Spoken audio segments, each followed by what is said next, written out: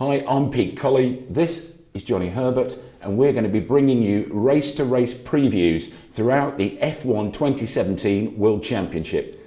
First of all, Johnny, the first year without Bernie Ecclestone, is that going to impact at all on the 2017 World Championship? I don't think so. You know, the fundamentals of the sport don't change. You've still got the same teams, same personnel, same drivers, a couple of new ones coming into play.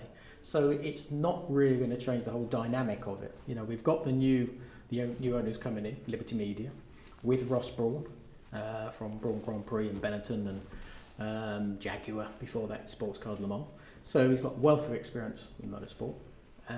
So with all the ingredients there, I think we've got a good chance of just changing a few little parts of the visual stimulation and the visual effect that you get in Formula One. Because Ross Brawn, just for example, we had this shark thing on the back of the bodywork, and Ross came out straight away, we need to get rid of that. So that's great, because they've got to look sexy, they've got to be quick at the same time. And if people like Ross are coming in and saying we need to change that, I think it's a good thing for Formula One. So with it moving on from what Bernie brilliantly achieved over the last few decades, I think it's just something, it's going to be hopefully a refreshing new sort of Formula One that will sort of, you know, drag in those new younger generations who want to watch, you know, these fantastic athletes, but also these brilliant Formula One cars go around the track. You've ruined it for me already. I thought the fin was back. I thought fins were in. Fins are out. I don't like fins at all. No. Like fins as drivers, don't like fins on the back of a car. So again, it's just something that I think from a driver's perspective, all they want to do is get in a car and they want to get around the track as fast as they possibly can. And I think this new formula that we've got this year, the new design of the cars, I think it's going to give them that challenge. What are the new designs then basically? I mean, you look at the contenders, obviously we're talking off camera about Merc already, you've got Red Bull, you've got Ferrari. What are the new designs and how is it going to affect the major contenders? I think the biggest thing that we've always, I think even me now as a race fan, looking at the cars and looking at the drivers at the end of the race is sometimes they get out of the car and they've got a bead of sweat on their foreheads. There's a lot of drivers, Fernando Alonso is one of those, Lewis Hamilton is another one, Sebastian Vettel, Jenson Button, I think the same thing, that the cars are not tough enough and they want to be sort of tested as much as they possibly can. So what we've got now is we've got the big, wonderful, big fat tyres, back again.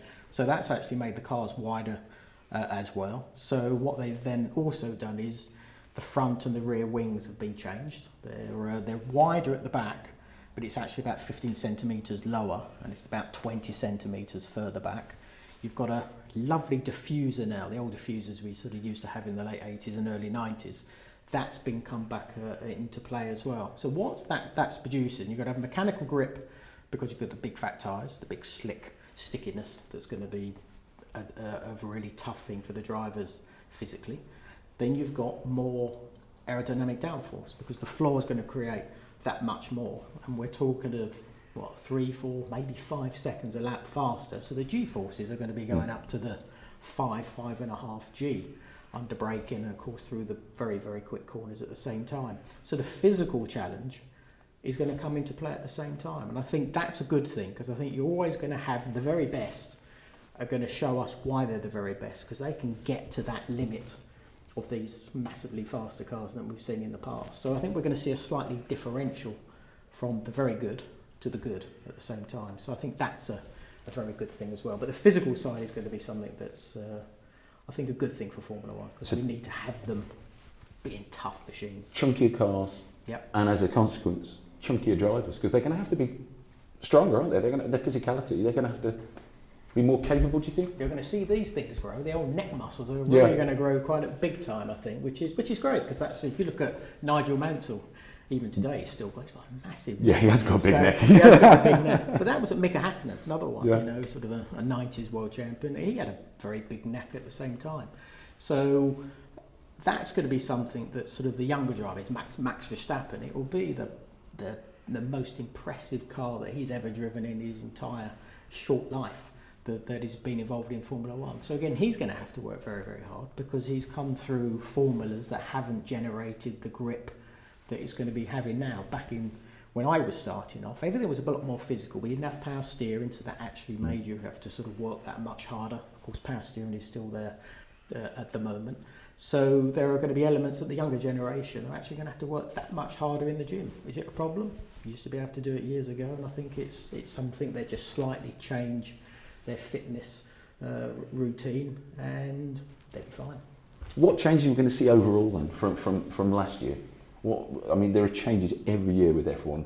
It's not the least complicated sport in the world, is it? So, No. what an overview would you say? What are the differences this season? Yeah, well, the biggest thing is obviously the engines aren't any different. There's I think they've got 5 kilo more fuel in the car because there's going to be more drag from the aerodynamics, so it's going to use more fuel. So they've given it a little bit more capacity in the tank. So it's about 105 kilo now. So that side of it doesn't change. But where you have it with the cars themselves, it's going to be down to how the drivers are going to be able to race, because obviously with more downforce, you're always going to create dirtier air out the back, which sometimes does create problems for the drivers following close enough when you're in a race situation. The braking distance is going to come down from maybe from 80 metres, as we heard last year, down to 70.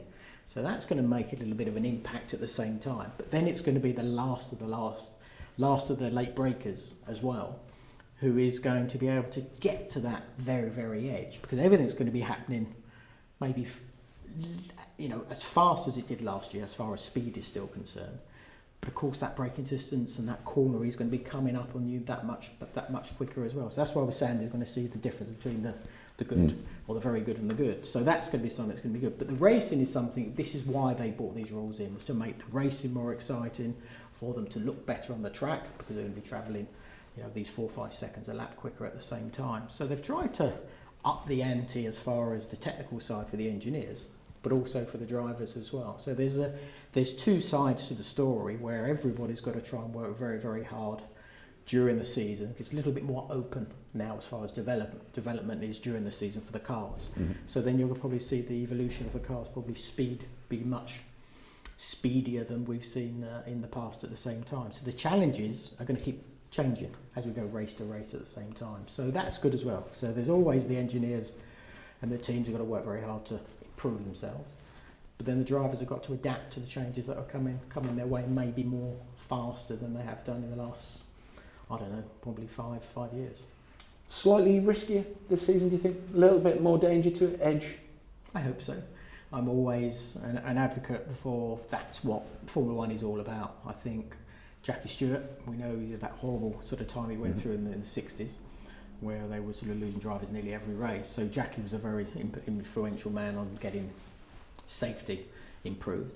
But then you've got Sterling Moss, who probably comes from an even probably more dangerous era in many respects. Yeah. There's got to be an edge. There's got to be a challenge. There's got to be a little bit of danger at the same time. Are we going to have a little bit more this year? I don't think we're going to have it to a big step in. It's going to be much more dangerous than we've ever had before. I think just because braking distances are going to be that little bit shorter, maybe there's going to be more risky moves coming under play, which is great because that's part of what racing is all about. So it's only going to be a driver's decision making that maybe we're going to see more mistakes maybe come into play, and that's the human element that we need to see at the same time. And I think that might just move that sort of into our sort of visual experience of what Formula One is all about. The Max Verstappen, the Verstappen rule that's sort of out there at the moment, we want to see these guys go wheel to wheel. We keep hearing from the drivers, we want to go wheel to wheel. So let's hope they do go wheel to wheel, because it will make it just that much better for them driving, because that's what excites a racing driver, is to battle it wheel to wheel with your fellow drivers, but also us watching as race fans. We want to see that at the same time. Looking at it, Ferrari are top in the times. Are they the real deal? And why would you think?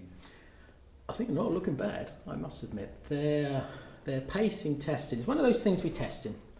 Is you can go there, you can sort of edge up to a certain time, maybe at the end of the test, on the second test, the 2 tests that they had, but the second test you might sort of throw in a quick lap, and you might think, oh, that's not bad.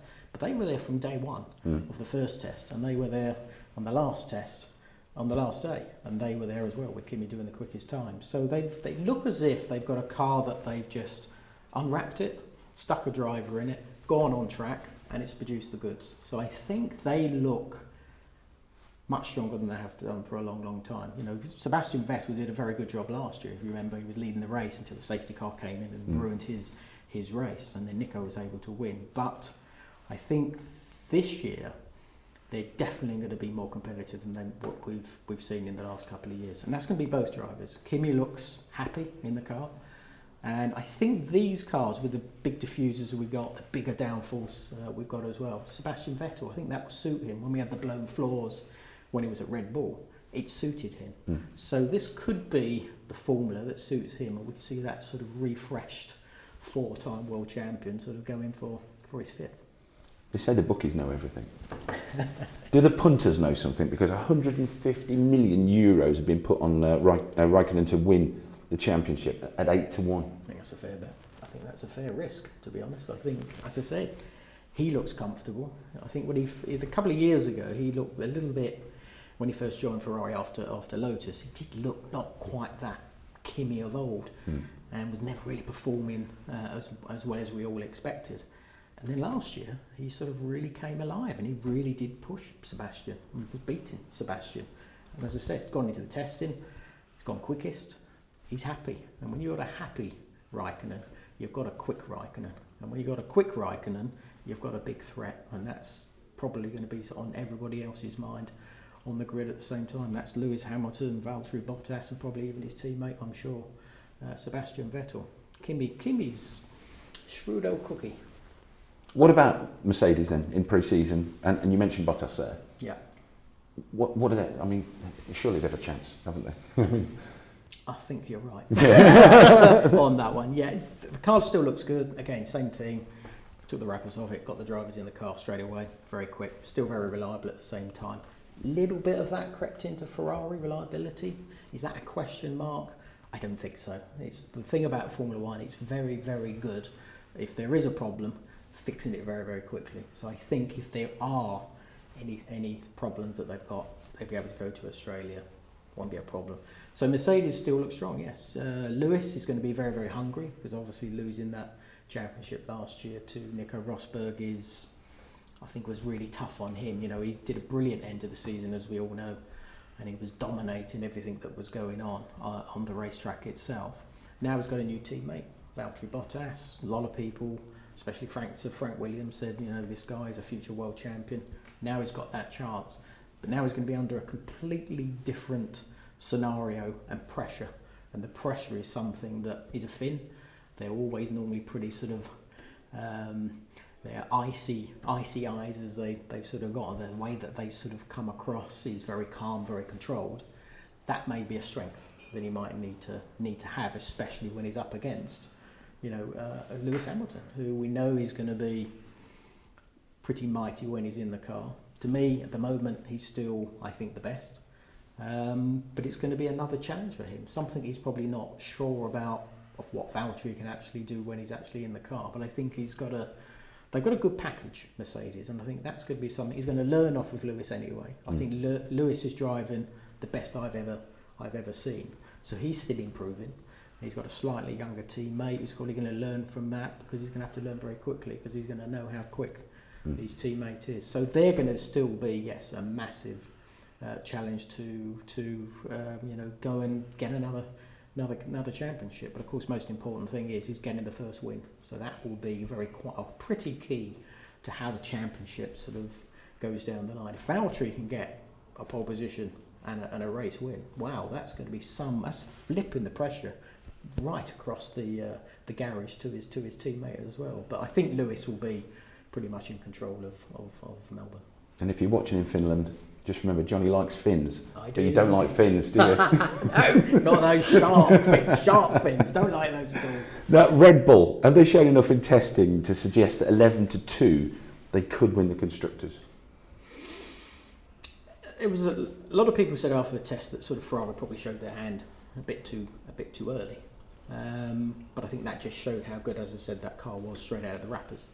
Red Bull, on the other hand, have always been a very shrewd, clever team when it's come down to how they plan out their either race weekend or come to testing. Now, if I go to a race weekend, they're always sort of there or thereabouts, and then they just do that little extra when they need to produce a better performance in a qualifying, or if it comes down to the race. And we saw that last year, even with the sort of the tag Renault engine that they had, it was underperforming. It wasn't quite as good as anybody else, the Mercedes especially. They still had some good races. We saw Verstappen winning Barcelona, which was brilliant. Now there's been a lot of work done with the Renault. That should be better. Should be more power than they had last year, and I think that will give them a much better chance. We always know Adrian Newey and his team will produce a good car. So the car seems to be, from what I've understood from talking to people, they seem very happy. They seem to be quite sort of ready for Melbourne.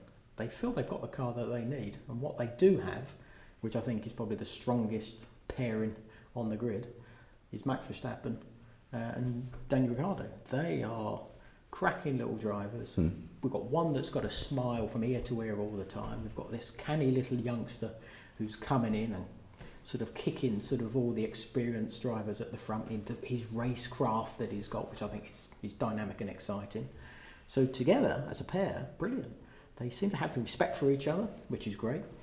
I think that will only move them on, because they're going to be trying to beat each other every time they get on the racetrack, but it also will help towards the development and the performance of Red Bull at the same time. So Red Bull, for sure, I think are going to be much stronger than some people thought after the test, that they were not quite where they need to be. They were the people that said they were sandbagging. I think it's probably more sandbagging than not having the raw performance. So that's great. We're talking about 3 teams now that are in a chance of going for the first win, obviously, in Melbourne, but of course the World Championship itself down the line. Who knows? It could be a brilliant season. 6 drivers, 3 teams, battling it out on track. Great stuff. What about that middle pack?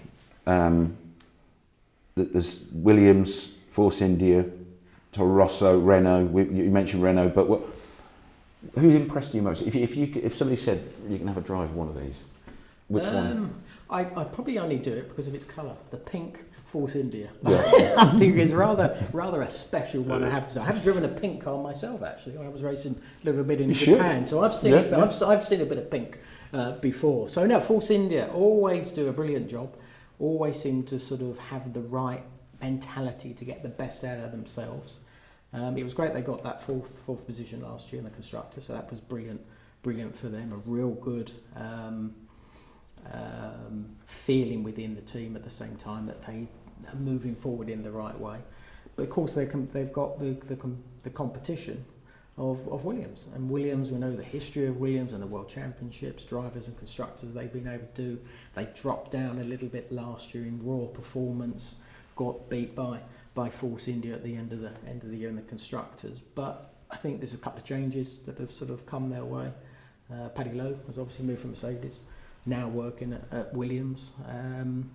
Pat Simmons has left. So it's sort of the dynamic has sort of changed within it. And of course you've got a change in the drivers as well. We've got one moving up to the big team, as in Bottas, as we know, in Mercedes. They've flew him back over from Brazil after we thought that was it, he was never coming back. It was Felipe Massa, but Felipe's back in, which is good actually. He's a cracking guy. He's been through a lot in his Formula One career, but he's still got the hunger, and the hunger is going to be very important, and that experience is going to be very important as well. And of course you go across on the other side of the garage, you've got Lance Stroll. Youngster, did very well in European Formula 3, champion, and now he's got the chance in Williams. He had an ugly start to his first day testing. He had a couple of crashes and they had to stop the tests a little bit early because he damaged the front wing. They only had one of those. Then he was okay. As the test went on, then he was able to do the laps that he needed. Like him, lovely guy, really a gentleman, easy to talk to. So I think it'll be a nice mix where Williams have got the youngster coming up, who I do regard as talented enough to be in Formula One, up against a man who's got a lot of experience, nearly won the World Championship against Lewis Hamilton in 2007. So he's got something he can take from Felipe, and Felipe's actually been open and sort of said, I'll help him out. So they've got a nice little team. And then you've got another young team as well, which is Toro Rosso. You know, with the wonderful Carlos Sainz, who I've got a lot of time for. I hope he gets the opportunity down the line. He deserves it big time. And of course then Danny Kvyat, his teammate, who went through that horrible experience of being in the big team, unfortunately having a few little incidents, which I thought was very unfair that they decided to change him, but to bring Max in. But hindsight's a wonderful thing. It's worked out brilliantly for Red Bull and for Max as well. So I'm glad that Kvyat is still there, and I'm glad that Carlos is there with him as well, because that is a great little package of drivers at the same time that can just hopefully move that team forward. But that middle gaggle is going to be very, very interesting to see exactly who can sort of come out on top. And then you've got Renault with Hulkenberg moving from Force India, with our own Brit, Jolyon Palmer as well, who impressed me last year. Really did raise his game. A lot of people were saying Magnussen is going to sort of beat him no problem. Wasn't the case. He was I think, the man that was starting to sort of take control of the team. So there's a nice little stories within each team, which is only going to help promote that middle pack into a position of who's going to be the best of the rest. And I think that's where they are at the moment. But let's hope one of those can just get on the tail end of our three guys at the front. And then I think we've got a wonderful pack of cars fighting it out. And you've got Haas at the same time. Great sort of start to the season last year. Petered out a little bit towards the end of the season. Because we're going to have to wait and see if Magnussen, who's joined them, and of course love Romain Grosjean, got a great amount of talent in those gloves and under that helmet. It's got some massive amount of raw speed. If they can give him the right equipment, I think Romain is something that, you know, he could be that sort of difficult driver for those other middle pack drivers that have got to sort of compete against him. So it's great. We've got a nice little pack in the middle. What about the circuits this year? We mentioned off camera no Germany this year, but what about the circuits, and how exciting are they going to be with new rules as well, and with the new tyres? And well, I think that's going to be the key to some of it. You know, if we go to Monaco, that's all about sort of, you know, maximum downforce. You know, not many fast speed corners. Probably in the tunnel, that's probably your quickest corner there, and everything else is just very, very slow. But you've got those big sticky tyres now that are going to make quite a big difference as well. There's a lot of talk about the tyre itself. There's not a lot of drop off, as we've sort of experienced over the last couple of years, so there's going to be more stability, it seems, with the tyre itself. So that's going to be good at certain circuits where it's going to be very, very hard on the tyre itself. China is one of those normally. Bahrain is fairly hard, but I think China's the one, especially with their loads, that they're going to be sort of put under. So there's going to be a lot of stress with the tyres at the same time. But when we go to circuits like Melbourne, you know, we've got turn 10, so the back straight, quick sort of left and right hander. It was very quick in my day. It's still very, very quick in the last couple of seasons. But wow, it's going to be one hell of a corner now that's going to be very testing for these guys, because they have all this grip. They're going to have to turn into it. They're going to pick up that grip instantly. The car is going to be sucking on the ground, and then you've got to change direction halfway through it to get through the right hander before it launches you down the back straight. So that's going to be brilliant to watch, and I think a massive, massive challenge, but an exciting part of what Formula One is all about as well, is to see that raw speed coming out. So we've got all the right ingredients just going to Melbourne to have a brilliant qualifying session, but of course when it comes down to the race as well, just because the characteristics of the way that Melbourne is. But then we're going to go to tracks like Spa. We've got the fantastic Blanchimont, and of course the world famous Rouge at the same time, where these cars are going to be so much quicker nowadays. And Pouan, where it's a quick left-hander, that's going to be massively quicker as well. But the G-forces are going to be huge when we go there. So it's going to be great, because we're going to have the forces on the tyres, and they're going to be very, very much tested. Then you're going to have the forces on the drivers being tested at the same time. But of course, the engineers who have built the car, the mechanics who have put it all together, it's all the stresses and loads that are going to be going through that at the same time. So some of the circuits coming up, as I said, something like Spa, it's going to be awesome watching one of these new cars go around there. It was great watching you then. You were back out there then, weren't you? I was. You were. I could tell. We're looking at the odds now. We've got Hamilton for Mercedes, 23 to 20. These are the season odds over the season. Okay. Hard to pick now because I mean it's right, you know, before a race has even gone ahead. Vettel 4 to 1, Bottas 6 to 1, Raikkonen 7s, Verstappen 9 to 1, and Ricciardo as well 9 to 1. Well, anything jump out at you there? Some good bet safe odds on that one, isn't there? Yeah. I think the Red Bulls, I think that really does stand out for me. Probably Kimi and those two Red Bulls, you know, 7 to 1 for Kimi and then 9 to 1 for both the Red Bull guys. I think that is going to be something that if it comes into play like we're all expecting it to do when we get to Melbourne, Yeah. and we know about how good they are in development during the season at the same time, one of the best, if not the best, they could be one hell of a bet to go for, because I think they've got all the ingredients within the team, within the garage, with the mechanics, and of course the two drivers that they've got to really load on the pressure to the guys in front. But Lewis, it doesn't surprise me, because I think Lewis is always the one that people seem to sort of it draws them to him just because of his raw talent that he's got. But I think it's going to be great, because even with Sebastian, like I said, the car should suit him, and if they suit him, we've got a quick Sebastian Vettel as well. It's brilliant. Valtteri 6 to 1, not bad. Again, he's the only one of that bunch who's got to prove himself, because he's the only one who's joined a big team. All the others have been there now for a couple of seasons minimum, as in Verstappen. Now he's got to do it every single weekend he goes racing, and that's where that pressure is a completely different scenario. Can he do it? I don't see any reason why not. His problem is Lewis Hamilton.